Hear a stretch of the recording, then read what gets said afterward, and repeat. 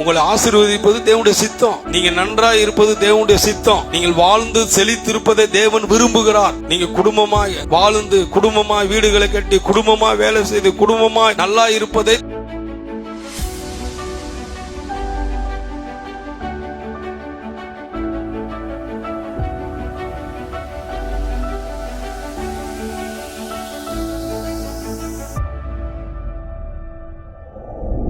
இப்ப நம்ம யாருக்கு செவி கொடுக்கிறோம் என்பதை முதல் நம்ம என்ன பண்ணணும், நன்றாக அறிந்து கொள்ள வேண்டும். காரணம் கிடையாது, இந்த உலகத்துல பிசாசு என்ன பண்ணுகிறான், செயல்படுகிறான். அதனாலதான் பாருங்க, மனுஷனை தேடுறான் அவன். மனுஷனோட சரீரம் ஒரு வீடு போல அவனுக்கு. அதனால ஒரு மனுஷனுக்குள்ள புகுந்து என்ன பண்ணுகிறான், அந்த மனுஷனுடைய எல்லா திறமையையும், அந்த மனுஷனுடைய எல்லா ஆசீர்வாதங்களையும் திருடி விடுகிறான். என்ன பண்ணிடுறான், திருடுறான்.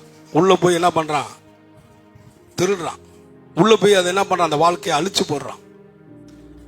உள்ள போய் என்ன பண்றான், மனுஷனுக்குள்ள பிசாசு உள்ள புகுந்து என்ன பண்றாங்க கேட்டீங்கன்னா, சில காரியங்களை செய்கிறதாக பார்க்கிறோம். அன்பு குறைகிறது, ஜெபம் குறைகிறது, விசுவாசம் குறைகிறது, தேவனை நேசிப்பது குறைகிறது, தேவனுக்கு கொடுப்பது குறைகிறது, இப்படி கீழ்ப்படுகிற காரியம் குறைகிறது. எல்லாத்தையும் உள்ள போய் என்ன பண்றான் பிசாசு, அப்படியே என்ன பண்றான், ஒரு வட்டமிட்டு உள்ள இருக்கிற உள்ள புகுந்து என்ன பண்றான், இதெல்லாம் செய்யறான். பாருங்க, சாத்தானுடைய வேலை இது.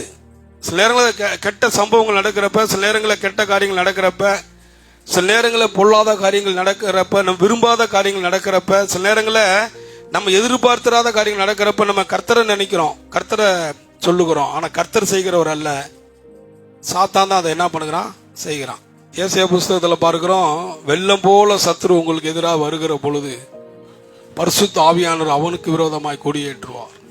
உங்களை பாதுகாப்பது தேவனுடைய சித்தம். ஆமே, உங்களை ஆசீர்வதிப்பது தேவனுடைய சித்தம். நீங்க நன்றாய் இருப்பது தேவனுடைய சித்தம். நீங்கள் வாழ்ந்து செழித்திருப்பதை தேவன் விரும்புகிறார். நீங்க குடும்பமாய் வாழ்ந்து, குடும்பமாய் வீடுகளை கட்டி, குடும்பமாய் வேலை செய்து, குடும்பமாய் நல்லா இருப்பதை தேவன் விரும்புகிறார். அதுல தேவன் மகிழ்ச்சி அடைகிறார். அப்ப உங்களை என்னையும் விழுங்க முடியாதுங்க.